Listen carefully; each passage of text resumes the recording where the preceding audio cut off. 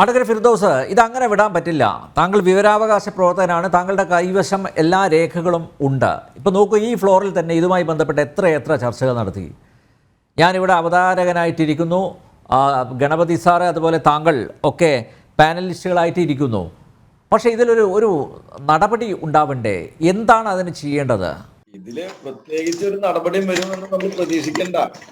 അവരവർ വിജിലന്റ് ആവുക എന്നുള്ളതാണ് എനിക്ക് പറയാനുള്ളത്. കാരണം നമ്മൾ മുമ്പ് നമ്മൾ ചർച്ച ചെയ്തതാണ് ഈ ലേക്ചൂർ ആശുപത്രിയുമായി ബന്ധപ്പെട്ടിട്ട് 2009 ഇട്ടിട്ടുള്ള ഒരു എഫ്ഐആർ ഇപ്പൊ നടന്നിരിക്കുന്നപ്പോ ഒരാളെ പിടിച്ചു, അദ്ദേഹത്തിന് അറസ്റ്റ് ചെയ്തു, അവൻ കുറ്റം സമ്മതിച്ചു എന്നൊക്കെ പറയുന്ന അതേ ഒഫൻസ് കേരളത്തിൽ നടന്നതാണ് ആ എഫ്ഐആർ. അതായത് ഇതിപ്പോ ഇവിടുന്ന് ഒരാളിനെ വിദേശത്തേക്ക് കൊണ്ടുപോയിട്ട് ഇറാനിലോ എവിടെയോ വെച്ചിട്ട് ആ അവയവം, അയാളുടെ അവയവം മാറ്റാവുന്ന ഒരു സംവിധാനം സൃഷ്ടിക്കപ്പെട്ടിട്ടുണ്ട് എന്നാണ് പറഞ്ഞിട്ടാണ് ഒരു അറസ്റ്റ് നടന്നേക്കുന്നതും അന്വേഷണം നടക്കുന്നതും. ഇതേമാതിരി തന്നെ ഇവിടെ ലേക്ക് ഷോർ കേരളത്തിലെ ഒരു ആശുപത്രിയിൽ നിന്ന് ഒരു അവയവം വിദേശീനെ അവിടെ അഡ്മിറ്റ് ചെയ്തിട്ട് മസ്തിഷ്ക മരണം, ആ ഡോണർക്ക് മസ്തിഷ്ക മരണം സ്ഥിരീകരിച്ചിട്ട് അയാളുടെ അവയവം എടുത്ത് മാറ്റി വെച്ചിട്ട കേസാണ് എഫ്ഐആർ രജിസ്റ്റർ ചെയ്തേക്കുന്നത്.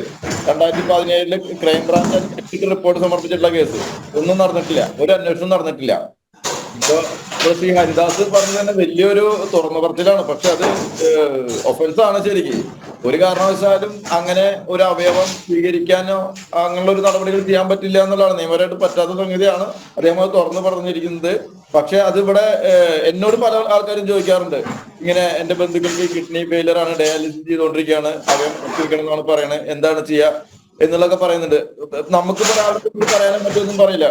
പക്ഷെ ഞാൻ മനസ്സിലാക്കിയതും ഞാൻ പഠിച്ചതും വെച്ചിട്ട് ഇപ്പൊ ഒരു അവയവം മാറ്റി വെക്കുമ്പോൾ ഉള്ള കോംപ്ലിക്കേഷൻ എന്താണെന്നുള്ളത്, അതേമാതിരി ഈ അവയവം ഇപ്പൊ നിലവിലെ കണ്ടീഷൻസ് ഇപ്പൊ കേരളത്തിൽ തന്നെ 600-ൽ-അധികം ആളുകൾ അവയവം മാറ്റി വെച്ചിട്ട് അല്ലെങ്കിൽ സ്വീകരിച്ചിട്ടൊക്കെ ഉണ്ട്. ഇവരുടെ നിലവിലെ കണ്ടീഷൻ, അതിന്റെ ബഹുഭൂരിപക്ഷം ആളുകളും ഇന്ന് ജീവിച്ചിരിപ്പില്ല എന്നുള്ളതിന്റെ സാഹചര്യം, ഇതെല്ലാം വെച്ചിട്ട് ഞാനൊരു പഠനം നടത്തിയതിൽ നിന്ന് എനിക്ക് മനസ്സിലായത്, ഇപ്പൊ നമ്മളൊരു അവയവം ഒരു തേർഡ് പേഴ്സന്റെ കയ്യിൽ നിന്ന്, ഇപ്പൊ നമ്മുടെ ബന്ധുക്കളല്ലാത്ത ആളുകളോ ബന്ധുക്കളിൽ നിന്ന് പോലും ഒരു അവയവം സ്വീകരിച്ചു കഴിഞ്ഞാൽ സ്വാഭാവികമായിട്ടും നമ്മുടെ ശരീരം ആ അവയവത്തിനെ റിജക്ട് ചെയ്തുകൊണ്ടിരിക്കും. അത് നമ്മുടെ ഇമ്മ്യൂണിറ്റിയുടെ പ്രത്യേകതയാണ്. ആ റിജക്ഷൻ ഇല്ലാതിരിക്കാൻ വേണ്ടിയിട്ട് എന്താണ് ചെയ്യുന്നത്, നമുക്ക് ഇമ്മ്യൂണോ സപ്രസൻസ് മെഡിസിൻസ് നമ്മളിലേക്ക് കുത്തിവെക്കുകയാണ് ചെയ്യുന്നത്. ഈ ഇമ്മ്യൂണോ സപ്രസൻസ് മെഡിസിൻ നമ്മളിലേക്ക് കുത്തിവെച്ച് കഴിഞ്ഞാൽ, അത് നമ്മളിലേക്ക് ആ മെഡിസിൻസ് തന്നു കഴിഞ്ഞാൽ സംഭവിക്കുന്നത് എന്താണ്, നമ്മുടെ ബ്ലഡിലെ വൈറ്റ് സെൽസ് ആണ് നമുക്ക് ഈ ഇമ്മ്യൂണിറ്റി ഉണ്ടാക്കിക്കൊണ്ടിരിക്കുന്നത്, നമ്മുടെ ശരീരത്തിലേക്ക് വന്നുകൊണ്ടിരിക്കുന്ന ഇൻഫെക്ഷൻസിനെ തടഞ്ഞുകൊണ്ടിരിക്കുന്നത്. അപ്പൊ ഈ വൈറ്റ് സെല്ലിനെയാണ് ഇത് തലക്കടിച്ച് ഇറക്കിയിരുന്നത്. അപ്പൊ എന്ത് ചെയ്യും, ആ വൈറ്റ് സെല്ല് ഒരു ഫോറിൻ ഇൻഫെക്ഷൻ നമ്മുടെ ശരീരത്തിലേക്ക് വരികയാണെന്നുണ്ടെങ്കിൽ അതിനെ തടയില്ല, അത് നേരെ നമ്മുടെ ശരീരത്തിലേക്ക് കയറി നമ്മുടെ ശരീരത്തിനെ കില്ല് ചെയ്യും. അങ്ങനെയാണ് അവയവം മാറ്റിയിട്ടുള്ള ആളുകൾ, ട്രാൻസ്പ്ലാന്റ് ചെയ്തിട്ടുള്ള ആളുകൾ ഇൻഫെക്ഷൻ വന്ന് മരിക്കുന്നു എന്ന് പറയുന്നത്. പിന്നെ എങ്ങനെയാണ് ജീവിക്കേണ്ടത്, ഒരു ബാലൻസ് കണ്ടീഷനിൽ ജീവിക്കണം. അതായത് ഇമ്മ്യൂണിറ്റി പിടിച്ചു നിർത്തിയിട്ട് ഒരു ഫോറിൻ ഒരു പുറമെന്നുള്ള ഒരു തരത്തിലുള്ള ഇൻഫെക്ഷൻ നമ്മുടെ ശരീരത്തിലേക്ക് വരുന്നില്ല എന്നുള്ള ഒരു കണ്ടീഷനിൽ നമ്മൾ ജീവിക്കണം. ഒരു ICU ലൈഫ് എന്നുള്ള രീതിയിൽ ജീവിക്കണം. അങ്ങനെയാണ് അവയവം സ്വീകരിച്ച ആൾക്കാർക്ക് ജീവിക്കാൻ പറ്റുള്ളൂ.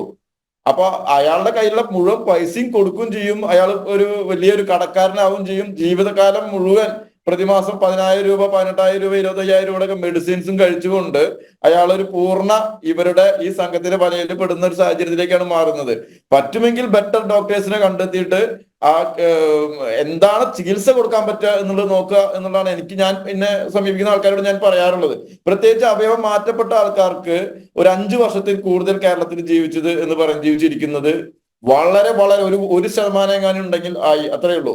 ബഹുഭൂരിപക്ഷ ആളുകളും അവയവം മാറ്റിയിട്ടുണ്ടെങ്കിൽ ബഹുഭൂരിപക്ഷ ആളുകളും മരണപ്പെട്ടിട്ടുണ്ട്. അതിന്റെ കണക്ക് ഞാൻ വിവരാവകാശ നിയമപ്രകാരം ചോദിച്ചിട്ട് എനിക്ക് കണക്ക് പ്രോപ്പറായിട്ട് തന്നിട്ടില്ല. ഈവൻ DME പോയി കണ്ടിട്ട് പറഞ്ഞിട്ട് പോലും എനിക്ക് തരാന്ന് പറഞ്ഞിട്ട് ഇതുവരെ തന്നിട്ടില്ല.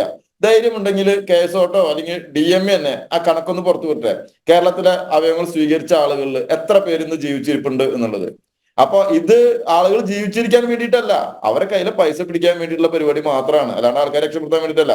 ഇപ്പൊ ഇത് കേരളത്തിലും നടക്കുന്നുണ്ട്, ഇപ്പൊ വിദേശത്തേക്കും നടക്കുന്നുണ്ട്, എല്ലാം നടക്കും. ഇപ്പൊ കഴിഞ്ഞ ദിവസം ഇപ്പൊ ഗണപതി സാർ പറഞ്ഞ മാതിരി SK ഹോസ്പിറ്റൽ ട്രിവാൻഡ്രത്ത് ഒരു മ്യാൻമാർ സ്വദേശിന് ഇതേമാതിരി കഴിഞ്ഞ ആഴ്ച ഡോണറും റെസിപ്പിയന്റും മ്യാൻമാർ സ്വദേശികളാണ്. അവിടെ സർജറി നടത്താൻ വേണ്ടിയിട്ട് ഒരു അസിസ്റ്റ് ചെയ്യാനും ഒരു മ്യാൻമാറിൽ നിന്ന് ഒരു ഡോക്ടറും വന്നിട്ടുണ്ട്. ഇതെങ്ങനെയാണ് ഇവിടെ പോസിബിൾ ആവുന്നത്? ഈ സർജറിക്കൊക്കെ ഈ കേസോട്ടോ എങ്ങനെയാണ് മൗനാനുവാദം കൊടുക്കാൻ പറ്റുന്നത്? അവരാണ് ഇതിനെ നിയന്ത്രിക്കുന്ന ആൾക്കാര്. അല്ല, അവർ അറിഞ്ഞുകൊണ്ട് തന്നെയായിരിക്കോ ഇത്, അതോ രഹസ്യമായിട്ട് ആയിരിക്കോ? അറിഞ്ഞിട്ടല്ല എന്നുണ്ടെങ്കിൽ അവർ നടപടി സ്വീകരിക്കണ്ടേ? ഏതെങ്കിലും ഒരു സ്വകാര്യ ആശുപത്രിക്കെതിരെ ഇന്നേ വരെ 2012 മുതലാണ് ഒരു റൂൾ വന്നത്, ഇന്നേ വരെ ഒരു സ്വകാര്യ ആശുപത്രിക്ക് എതിരെ ഒരു നടപടി സ്വീകരിച്ചിട്ടുണ്ടോ ഇവര്? ഇവര് തന്നെ കേസോട്ടോ നിൽക്കുന്ന ട്രിവാൻഡ്രം മെഡിക്കൽ കോളേജിലെ ആ ഡോക്ടർ തന്നെ പറയുന്നത്, ഇപ്പൊ ഇതിന്റെ എക്സിക്യൂട്ടീവ് ഡയറക്ടർ തന്നെ പറയുന്നത് എന്താണ്, സ്വകാര്യ ആശുപത്രിയെ സംരക്ഷിക്കുന്ന രീതിയിലുള്ള ഇന്റർവ്യൂസ് ആണ് അവർ കൊടുക്കുന്നത്. അതായത് ഒരു കിഡ്നി ട്രാൻസ്പ്ലാന്റ് ചെയ്യാൻ വേണ്ടിയിട്ട് ട്രാൻസ്പ്ലാന്റേഷൻ, അല്ലെങ്കിൽ ഒരു ഹാർട്ട് ട്രാൻസ്പ്ലാന്റ് ചെയ്യാൻ വേണ്ടി ട്രാൻസ്പ്ലാന്റേഷൻ ആ ഡേറ്റിൽ തന്നെ ഡിസ്പോസിബിൾസിന് തന്നെ 25 ലക്ഷം രൂപ വേണം എന്നൊക്കെയുള്ള സ്റ്റേറ്റ്മെന്റ് ആണ് കൊടുക്കുന്നത്. എന്താണ് ഇത് ചർച്ച? പല ഡോക്ടർമാരും പല ആളുകളും കേൾക്കുന്നുണ്ടാവും. ആരെങ്കിലും ഒന്ന് പറഞ്ഞതാ 25 ലക്ഷം രൂപയുടെ ഡിസ്പോസിബിൾസ് എന്തിനാണ് ഒരു ട്രാൻസ്പ്ലാന്റേഷൻ സർജറിക്ക് ആവശ്യം? അതെന്തൊക്കെ ഡിസ്പോസിബിൾസ് ആണ് ഒന്ന് പറഞ്ഞതാ. അപ്പൊ ഇത്തരം കാര്യങ്ങളാണ് ഈ പറയുന്ന ബന്ധപ്പെട്ട അധികാരികൾ തന്നെ പ്രൊമോട്ട് ചെയ്യുന്നത്. പിന്നെ എങ്ങനെയാണ് അവർ നടപടി എടുക്കുന്നത് നമുക്ക് പ്രതീക്ഷിക്കാൻ പറ്റുക? ഒരു നടപടി ഉണ്ടാവില്ല. ഒരു നടപടി നമ്മൾ പറഞ്ഞ് തോറ്റിരിക്കുകയാണ്. പിന്നെ നമ്മൾ ശ്രദ്ധിക്കുക എന്നുള്ള രീതിയിലേക്ക് നമ്മൾ എന്താ പറയാ ഇപ്പൊ താന്നിരിക്കുകയാണ്. വേറെ ഒന്നും പറയാൻ പറ്റില്ല. നമ്മൾ ശ്രദ്ധിക്കുക എന്നുള്ളതിനും ചെയ്യാൻ പറ്റുള്ളൂ. ഇത് വലിയൊരു മാഫിയായി മാറി ഈ അവയവങ്ങൾ മാറ്റി വെക്കുന്ന സാഹചര്യത്തിലേക്ക് നമ്മളെ മാറ്റുന്നത് ഇവര് തന്നെയാണ്. ചിലപ്പോ ഒരു ഹാർട്ടിന് ചിലപ്പോ ഒരു ബൈപ്പാസ് സർജറി ആവശ്യം ഉണ്ടാവുള്ളൂ. അവരിപ്പോ ഒരു ആശുപത്രി ചെന്ന് കഴിഞ്ഞാൽ അവർക്ക് ട്രാൻസ്പ്ലാന്റ് ചെയ്യണം എന്ന് പറഞ്ഞു കഴിഞ്ഞാൽ അത് ചെയ്യും. ബൈപ്പാസ് സർജറി ചെയ്ത് കഴിഞ്ഞാൽ എത്ര കിട്ടും? 1-2 ലക്ഷം രൂപ കിട്ടും. ട്രാൻസ്പ്ലാന്റ് ചെയ്ത് കഴിഞ്ഞാൽ എത്ര രൂപ ആശുപത്രിക്ക് ഒരു മാസം കൊണ്ട് 10-30 ലക്ഷം 40 ലക്ഷം രൂപയാണ് കിട്ടുന്നത്. പിന്നെ അവിടുന്ന് ആ ആശുപത്രിയുടെ എന്താ പറയാ സ്ഥിരം ഒരു രോഗിയാണ് അയാള്. നിരന്തരം ജീവിതകാലം മുഴുവൻ അത്ര കാലം ജീവിച്ചിരിക്കുന്നുണ്ടോ, ജീവിച്ചിരിക്കുന്ന അത്രയും കാലം ആ ആശുപത്രി ഡിപ്പെൻഡ് ചെയ്ത് ജീവിക്കാൻ പറ്റുള്ളൂ. അതുകൊണ്ട് അവർക്ക് അവിടെ എന്ത് നടന്നിട്ടുണ്ടെങ്കിലും പരാതി പറയാൻ പറ്റില്ല. ഇപ്പൊ ഇതേമാതിരി ഈ ചതിക്കപ്പെട്ടിട്ടുള്ള ആൾക്കാർ പരാതിയുമായിട്ട് വരാത്തത് എന്തുകൊണ്ടാണ്? അവർക്ക് പരാതി പറയാൻ പറ്റില്ല. അവര് ഇല്ലീഗലായിട്ടാണ് ഈ കാര്യങ്ങൾ ചെയ്തുകൊണ്ടിരിക്കുന്നത്. പിന്നെ എങ്ങനെയാണ് നാളെ പരാതിയായിട്ട് അവർക്ക് വരാൻ പറ്റുക?